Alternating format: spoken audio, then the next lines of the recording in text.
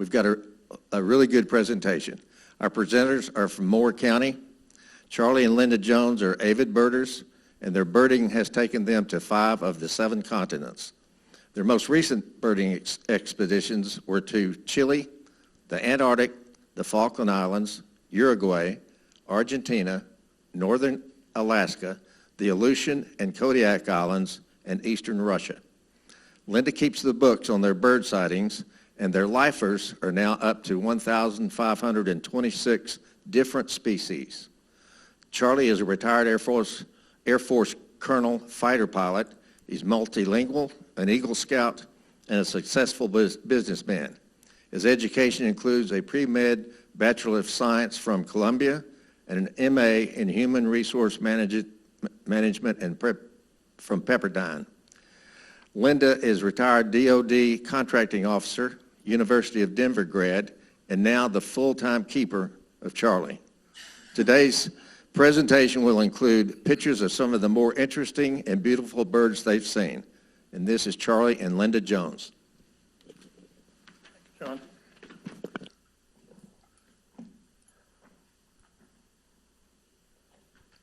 Thank you, John.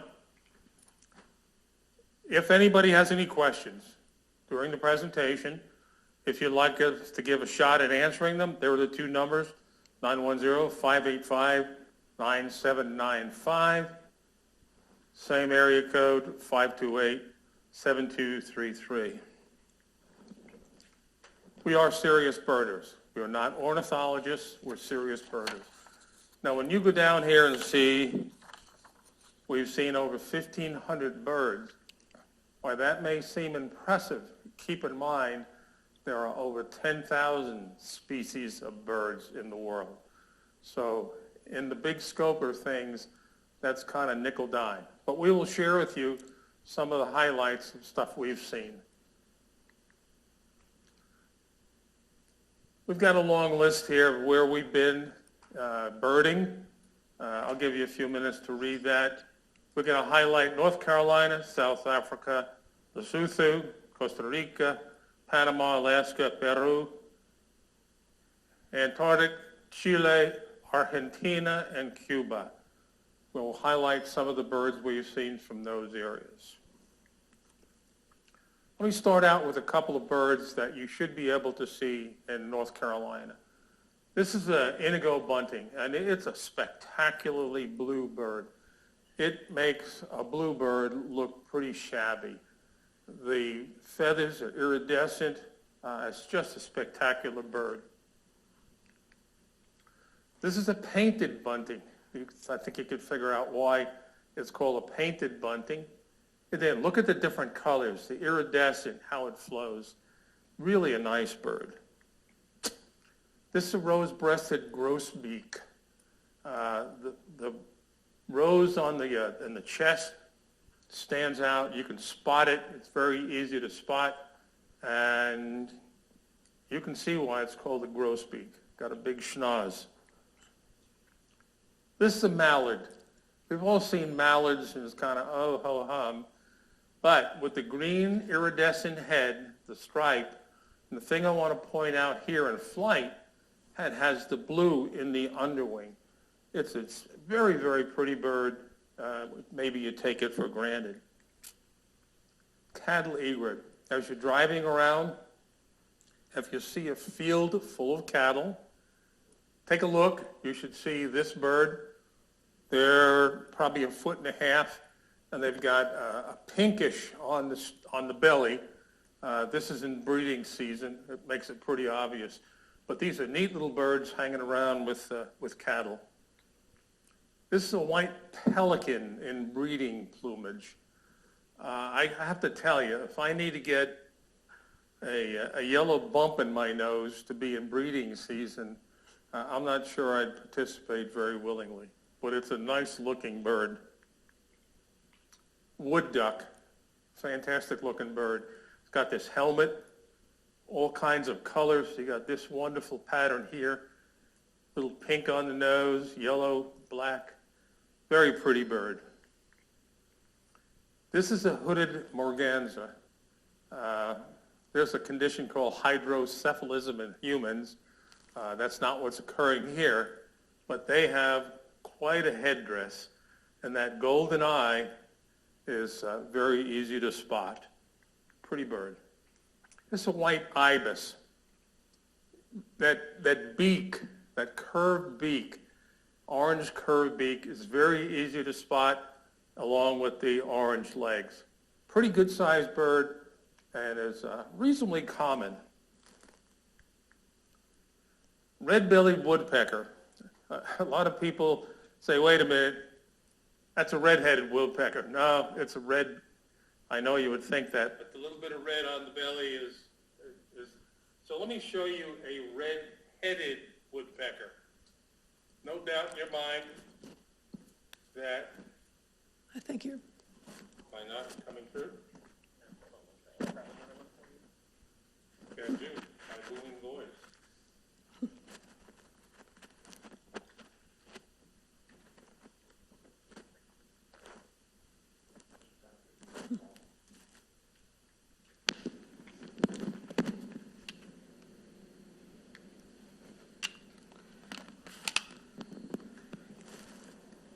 We're having a change of microphones here. There you go. Okay, can you hear? Can you hear me? I think you can. All right, so we're back to the red-headed woodpecker.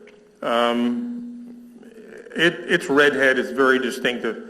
The black and white are also very, very distinctive, so don't mistake those. Pileated woodpecker also looks like Woody Woodpecker in the cartoon. That's about a 2.5-foot bird. One of my favorites. And when it's pecking on a tree with that bill, you'll know something's pecking on the tree. We had one fly into our house once, and you really don't want to get on the wrong end of that bill. So I went over there. For some reason, it got calm. I opened the window, and out it flew. So that was my. You see these around a lot, goldfinch. You kind of go, huh, ho hum. But look how pretty that yellow is. Little orange beak, the white and black. It's just a lovely bird. This is a European cousin. It's interesting to see the difference between essentially the same species, but from a different location. This is a European goldfinch. Again, a very pretty bird. Red-tailed hawk. You see a lot of stuff flying around the sky, mainly turkey vultures that are doing, that are doing this so they get the air through their nostrils. But this tail is very recognizable. If you look up, it's a big bird, hefty, and it's just a nice raptor. This is an osprey. Again, a nice raptor. It's a little hard to see, but on their talons, they have some ridges, very unique to osprey, that help them hold on to slippery fish. So when they go in and grab them, not only do they sink the talons into the fish, but it looks like he's been nibbling on his head there, they also turn it around so it's aerodynamic, as funny as that sounds. Bald eagle. How could you have a bird presentation without the symbol of the United States? I'll point out the talons. Well, you really would not want to get on the wrong end of those. They're very easy to spot. White head, white tail. Juvies in the first and second year are all brown. So when you see a juvenile bald eagle, you don't see the white and front and back. Ruby-throated hummingbirds. These are what we have in North Carolina, in Moore County, principally, and it has this really iridescent red. It's called a gorget. You can see his tongue right sticking out on the end. He's on one of our feeders. That tongue goes out probably 2.5 times the length of the beak so they can get down into flowers and get the good stuff. Now, we had a couple of hummingbirds winter over at our home. It's a long story how they got there. This happens to be what's called a rufous hummingbird. But you can see I set up a heat lamp on the front of the house and the back of the house. That loud whirring noise you heard was our electric meter spinning around at 100 miles an hour. He got so comfortable that any time I expected to walk out and see him sitting there with a drink, sunglasses, and a cigar. Interestingly enough, we had to change the water out every 30 minutes during the day because it froze. So we had quite a production line going. All right, South Africa, one of the favorite places we visited. We were there just under a month, specifically bird watching, but we saw other stuff. Just in case anybody doesn't know where South Africa is, it's in the south part of Africa. So here's a map of South Africa. Interestingly enough, in the middle of South Africa, there's a country, an independent country called Lesotho. Did I say it right? Lesotho. Okay, good.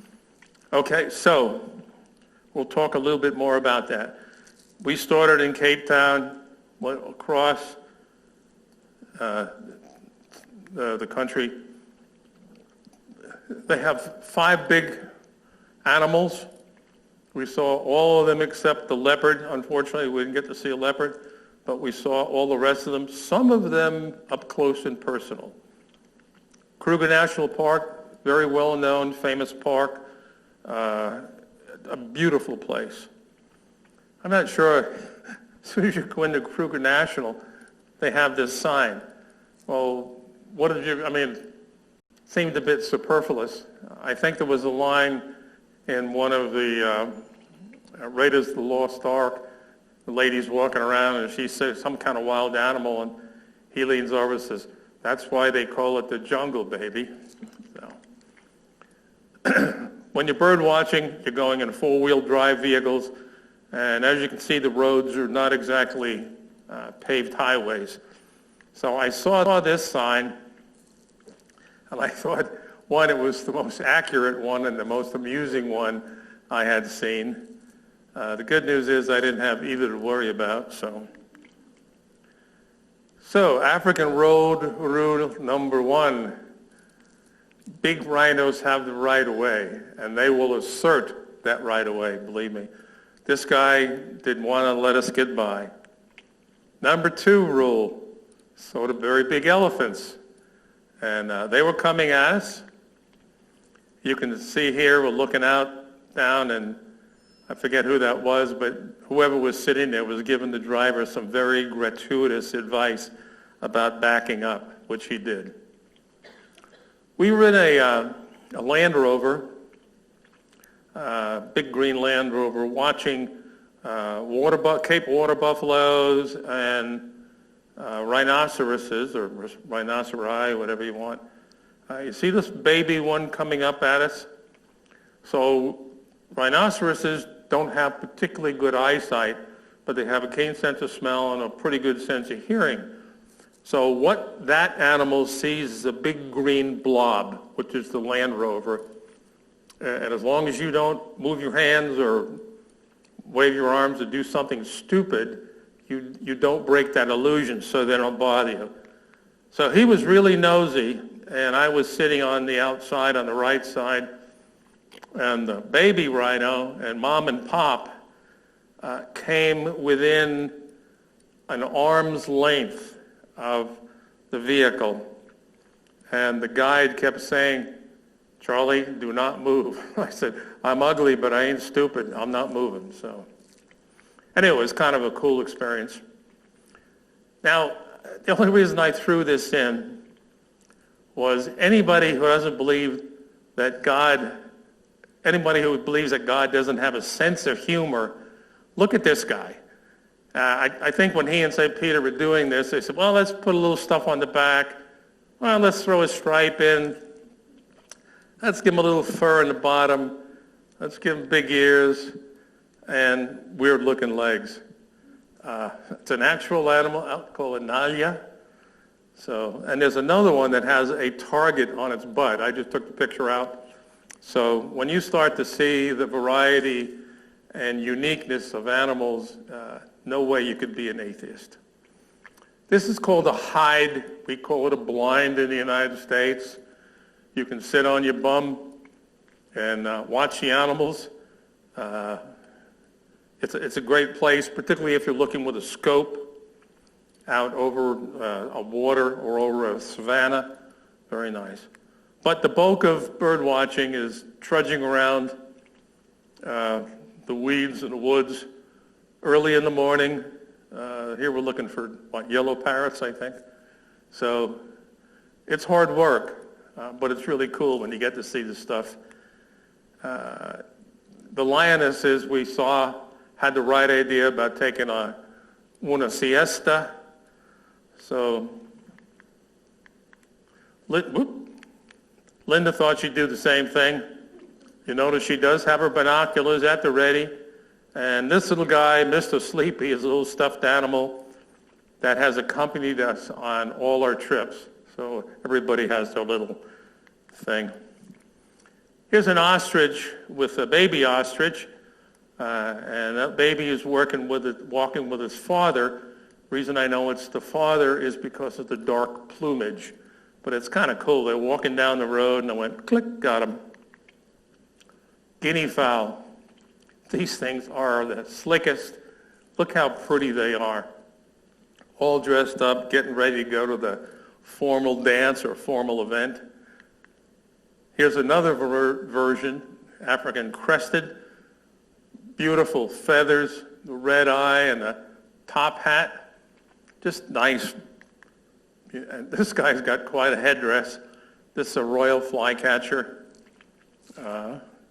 I don't know how much wind resistance that causes when he's flying, but this is Major Mitchell's cockatoo. I have no idea who Major Mitchell was, but the pink I thought was really extraordinary. This thing goes up when it gets excited or wants to talk. It's a nice bird. This is a black nape monarch with a little cap on top. If you're familiar with a Capuchin monk and have the little bald spots on their head, but look at this black, beautiful. Even the legs are blue. This is a black grouse, kind of a funny bird. Looks like an old lady with a fancy hat on and a black and white bustle, for anybody who remembers what a bustle is. Look at the colors on this. The green broadbill bill. The bill's kind of hidden there, but just an absolutely spectacularly green. This is a red and yellow barbet. Looks like it got splattered with paint. Just a nice colored bird, very unusual. This guy, a saddle-billed stork, I guess whoever put him together couldn't quite figure out what they wanted. I still haven't figured out what the red on the kneecaps are, but it's quite an interesting and colorful bird. This is a red-billed oxpecker. Here you see it on the back end of a zebra.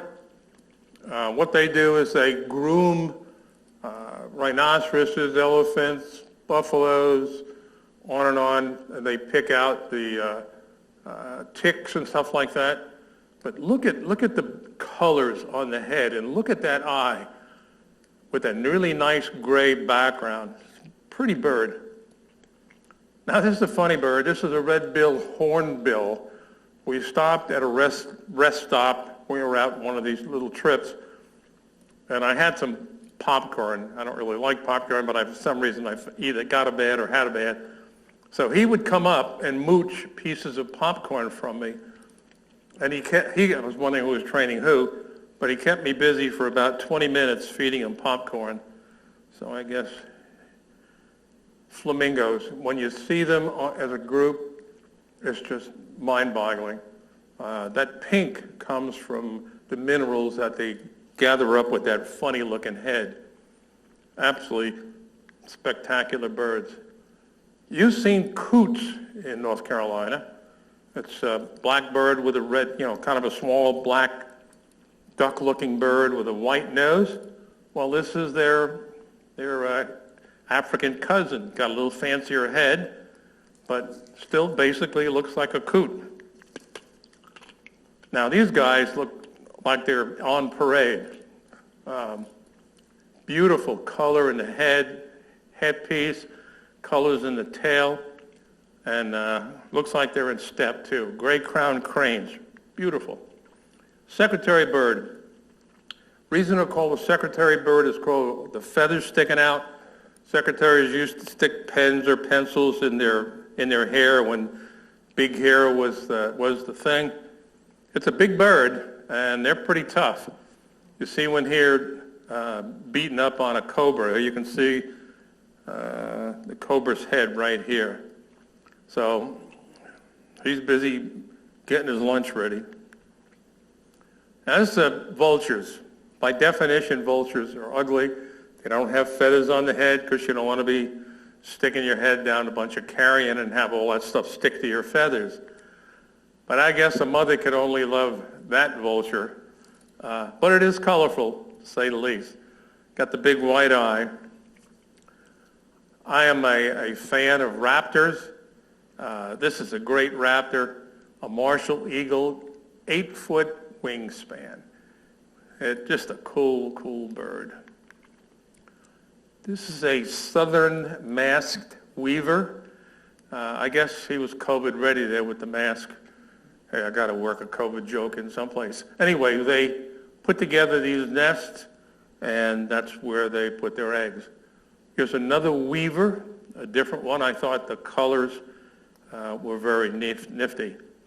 This is a bunch of weaver nests in an acacia tree. So you see them here. You see all these spines. You really don't want to get tangled up with those. Here is one up close and personal, and you can tell by the bandage on my hand that I did not grab it appropriately. So, interesting tree. Now this is a purple-crested Turaco. I mean, if you were going to have the avian version of Batman, here's how you would do it, with this head and the swooping in. Gray heron, great blue herons, we see them around here all the time. This is an African spoonbill. If you go down to South Carolina or further south, you can see roseate spoonbills, which are pink. But you can see that spoonbill nose or bill. These are just pretty birds in a pretty picture. So, yellow-crowned bishops. I guess they're waiting to become cardinals. Long-tailed whydah. You can see them floating around, flying around with that tail.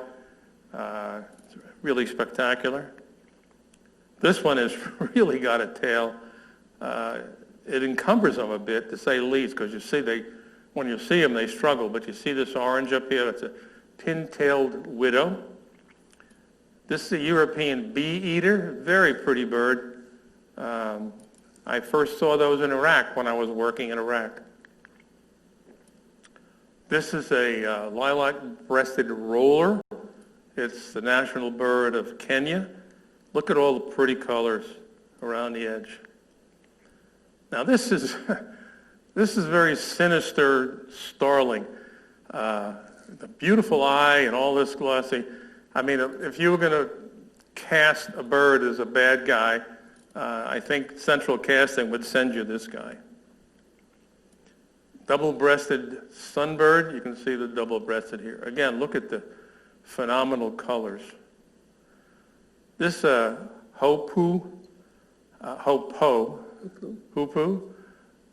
I didn't know. Anyway, hoopoe, whatever you want to call it. This thing comes up when it gets agitated. That's about 1.5 to 2 foot bird. First time I saw one is in Iraq. There is some folklore from Egypt that they were interlocutors between the living and the afterlife. So they have a little special place in Egyptian mythology.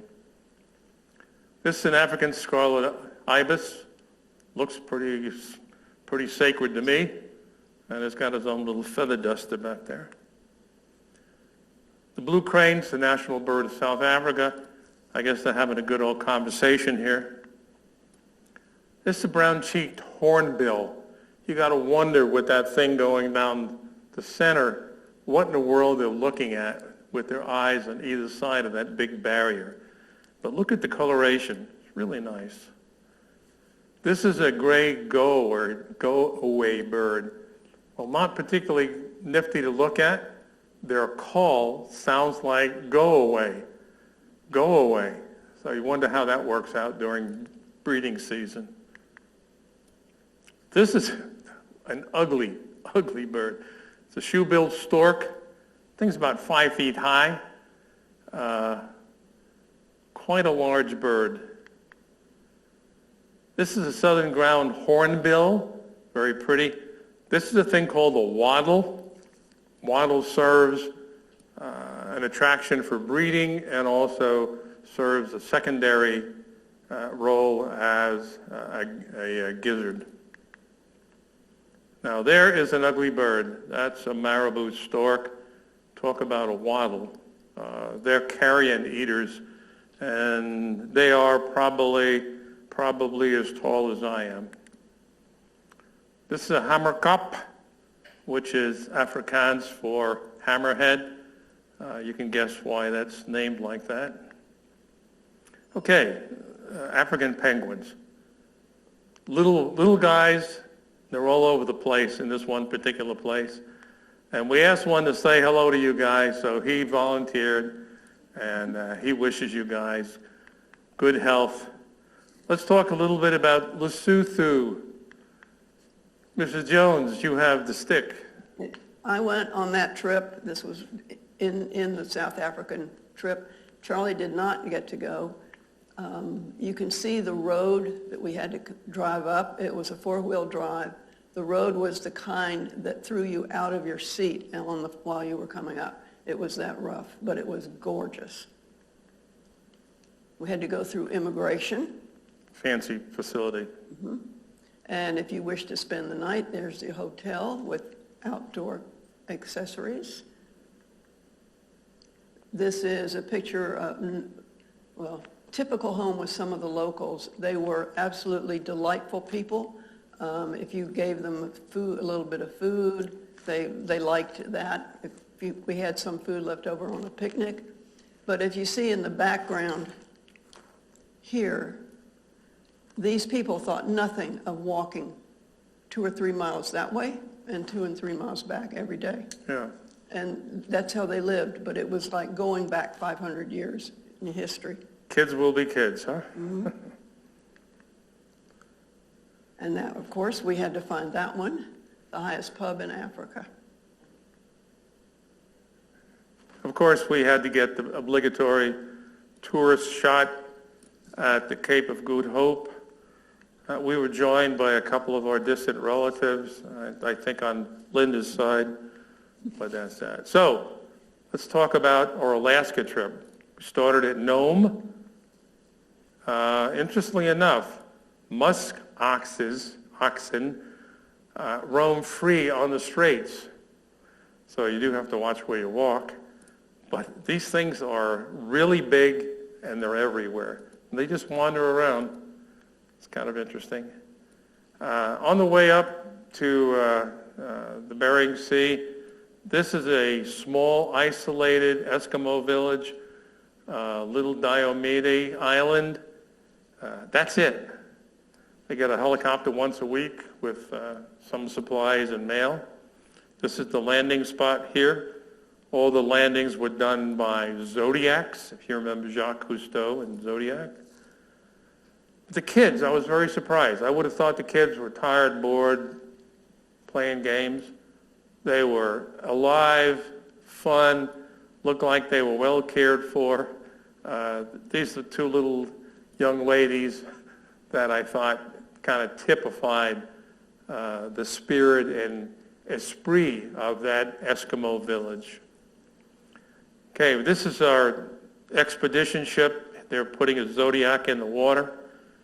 Zodiacs were the way you got to go to these islands that are uninhabited, rarely visited. So you had to wear big boots, and if you fell down, guess what? You got wet. Yeah, on this particular island, We were on a Nat Geo trip, and the Nat Geo people had never been there before. So they were absolutely just excited as could be. Yeah, you better be ready to walk, because these things are walk intense. So out in the Zodiac, besides looking at birds, there's a humpback and there's a humpback. They just breach. They're not trying to do anything to you. After a while it got to be, oh, ho, hum, another humpback. But now this one kind of got our attention. Obviously this is an orca. Didn't have his mouth open, so that's good, and he didn't see us on the menu. But that's how close he was. Same thing with the brown bear. This particular bear had 2 cubs, was looking for clams. We were very quiet. She would look up every now and then and go back to digging for clams. The babies would be playing on the beach, knocking each other down, having a good time. But we were within, 12 feet or something. Not a problem. These are puffins. Everybody loves puffins. This is kind of a unique shot.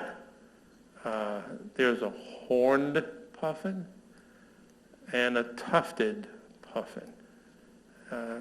Very, very pretty bird, very messy bird.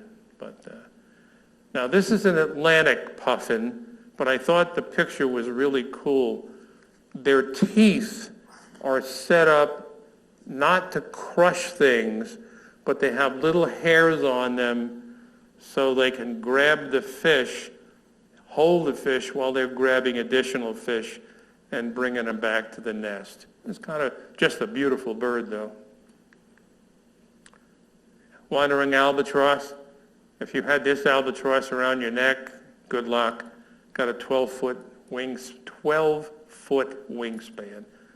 That's a big bird. These are funny birds. They look like clowns. I guess that's either pop or mom talking to the kids. Whiskered auklets. When you're out in the zodiacs, you just get inundated by birds. These are mostly seagulls, it looks like. Millions and millions. I couldn't find a picture. We took a lot of them to show the depth and breadth of the number of nesting birds up in the Bering Sea and in the area. I mean, there are just thousands and thousands and thousands of them. And if you get downwind from their nesting site, you'll know it. Cuba, Arriba. I was lucky enough to go on a trip to Cuba with the Carolina Bird Club.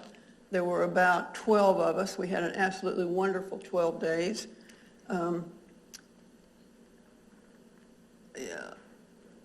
We ended up, our last night was in Havana. We were about a block away from the Floridita, which, as you can see, Hemingway's favorite hangout, famous for its daiquiris. And you can also see, She doesn't speak Spanish. yeah, you can also see how awful the buildings are deteriorating everywhere in Havana. And I of course, had to go have a daiquiri. It was fun, but it was too touristy. Ernie liked it. Cuba is famous for having old cars. Indeed, they had very many. Our first day out, our van broke down, and we were on the side of the road about 3 hours, and it seemed like 5 minutes because we kept watching all these beautiful cars go by. And fortunately, one of our members could identify every one of them. Yeah, I think that's a DeSoto, and I think that's a Buick, but I wouldn't swear to it. Okay, birds. Birds. Blue-headed quail dove. This is one of the endemics. There are 48, 49 endemic birds in Cuba. That means these birds are only found in Cuba. And that's Fernandina's flicker. Not too fast. Cuban green woodpecker. Now, we have mostly black and white woodpeckers, but there's green, beautiful green with the red. This is a bee hummingbird. This is the world's smallest bird. look at the size of this, look at the size of a fingernail here. And we saw these, there's a gentleman who has bee hummingbirds in his yard, and that's how he makes his living. Tourists will come up, bird watchers, even in buses, and looking at his yard at this bird. And this is my favorite Cuban bird, Cuban tody. I love the colors on that bird. Look how it's almost psychedelic right there. Okay, let me talk about another trip. We went up the Peruvian Amazon.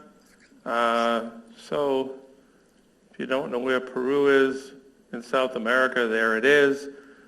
I'm sure you don't have the Peru map memorized, so we started out in Lima and went to Iquitos. Okay. So there was the cruise boat. Really a nice boat.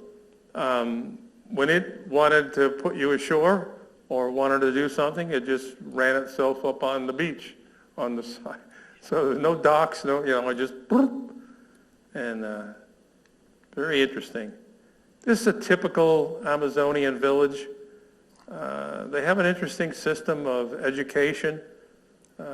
Peru has an interesting challenge, and they have cities and they have people out here in the weeds. So dugout canoes, everybody friendly, everybody smiling. I took this picture to point out that's the high water mark. Down to the water is probably 12 feet.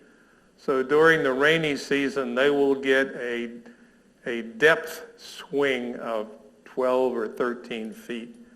So we were there, obviously, not during the rainy season. Pink dolphin, very unique. They'll come up alongside the boat, and they really are pink. Here's Curly, Mo, and Larry.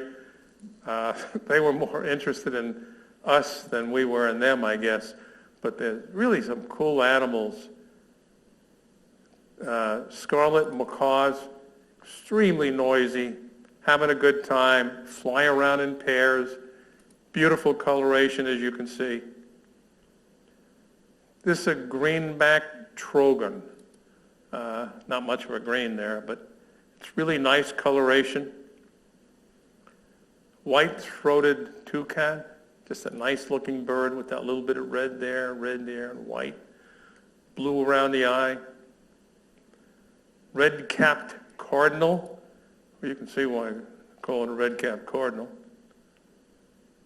Chestnut woodpecker, just a nice, again, with coloration on the head, around the eye, and down the back. Another interesting spot-breasted woodpecker, again with the red on top. And these look like pileated, don't they? So a little different, but they got the big pop eye, like, ooh, very nice. This is a yellow rump Cacique. cacique. Yeah, no, I can't get that right. It's a good thing she's here. See, I'm the spotter, she's the technical person. Okay, anyway, it's a cacique. Guess they can play hide and cacique. This is a plum-throated cotinga. Beautiful iridescent again, just like a lot of. Now this is an incredible bird. I mean, this looks like somebody did a Lego job or something on the head. I mean, look at the different colors. You even got blue stripe going here. Incredible bird. Black-tailed trogon, again, this nice white stripe, red, big tail, a lot of stuff on the wing, the red around the eye with the yellow bill. This is a long-billed wood creeper. So he or she creeps, I think that's a he, creeps along, sticks that bill in and grabs bugs. So I guess that's what he does for a living. Squirrel, cockatoo. Cuckoo. Yeah, that's what I said. Didn't I say cuckoo? Anyway. Pretty tail, pretty coloration. This is a horned screamer. And if you ever heard one, you would understand why it's called a screamer. I mean, it's ear-shattering. And there's a little dinky horn. But it's a cool bird. I mean, when it lets loose a yell, you'd be looking for Tarzan swinging through the tree or something. This is a aracari. I got that right. Red stripe, interesting bill. This is just a magnificent bird. I mean, look at the colors.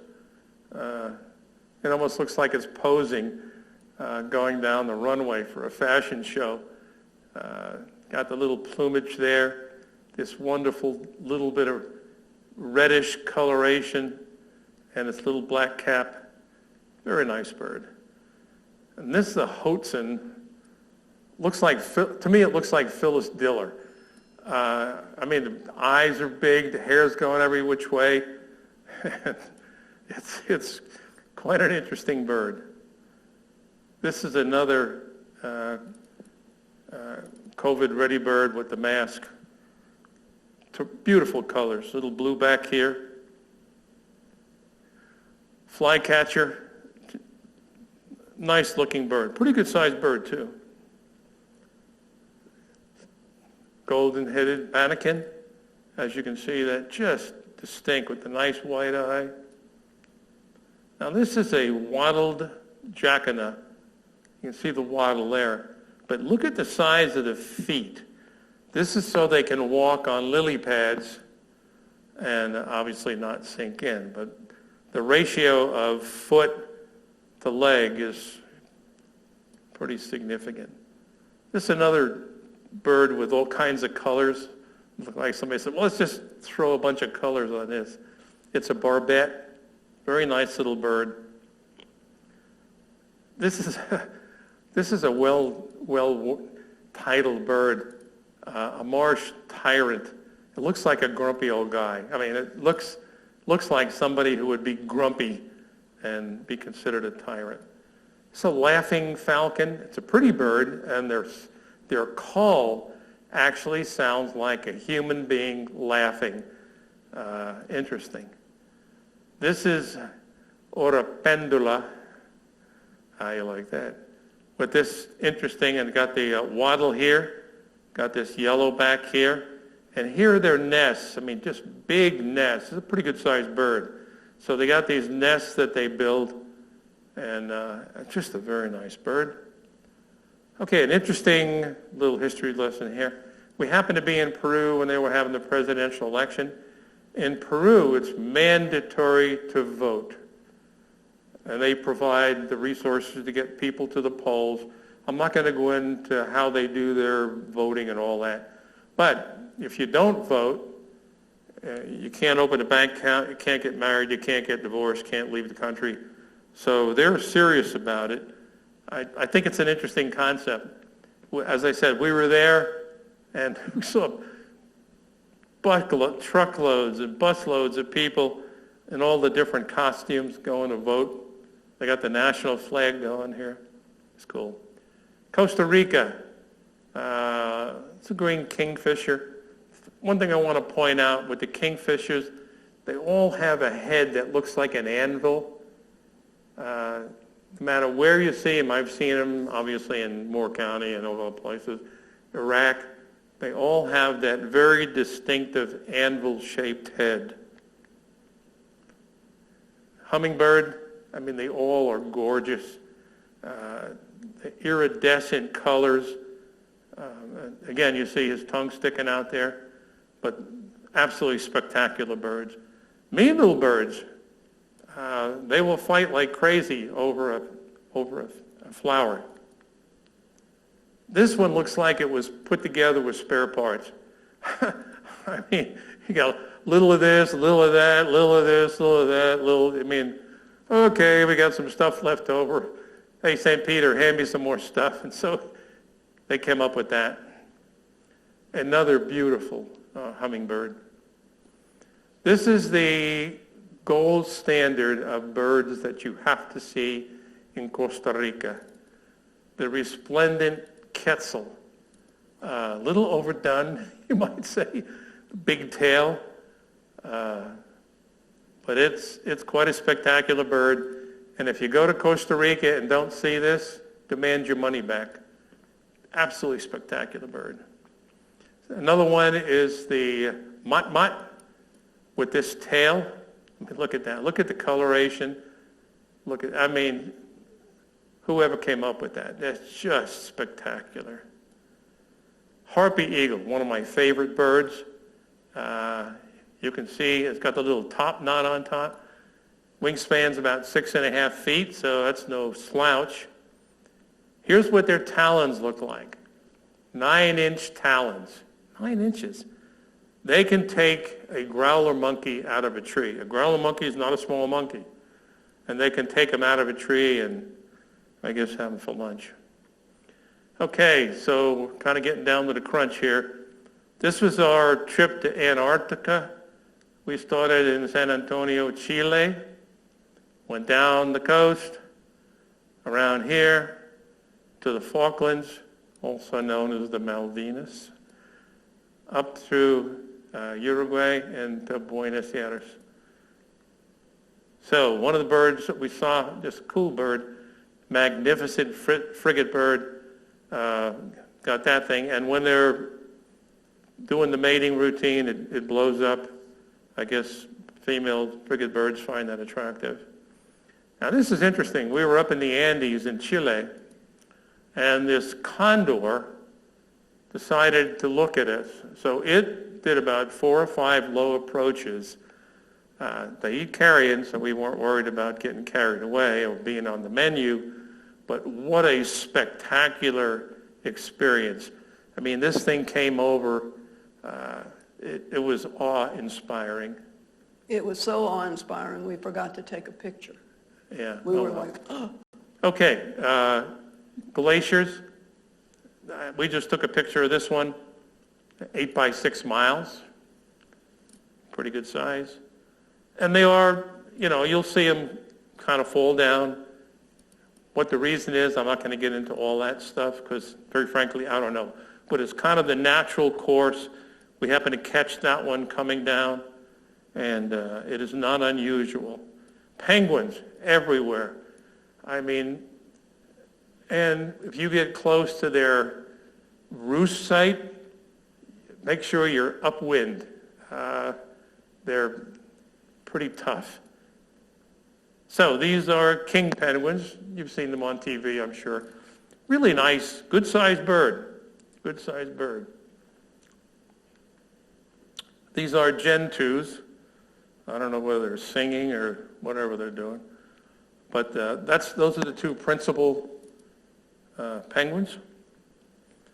Here you see one pestering mom or dad for food. You can walk in amongst them if your nose can stand it, and you watch where you walk. And they will come up and kind of tap you on the leg, or, they're not the least bit afraid of you. See, what is the seal that goes after them? Tiger? No. Leopard. Leopard. A leopard, well, anyway. But they're not afraid of you at all. Just get out there and walk around. It's really a lot of fun. Well, birding isn't all out there. Birding can be a lot of fun. This is Linda and myself and one of these little things where you stick your head through. If I looked that good, I'd be happy. So it isn't all work. You can have a lot of fun with the birding, and you can also have a lot of fun with the ambiance of the country or the location you're in, and we certainly try to do that. So the most recognizable bird of all thanks you, as do we. It looks like we have about 10 minutes left, if that clock is right. So, did you get any questions? I think when the iceberg is, this is John Scroggins. Oh, wait, use your... I think when the iceberg is falling apart, it's called calving. Okay. This is John Scroggins. I was just saying, when the iceberg begins to fall away, it's calving. Okay, it's pretty spectacular. Let me, since we have a few minutes, my knee. Let me talk a little bit about binoculars.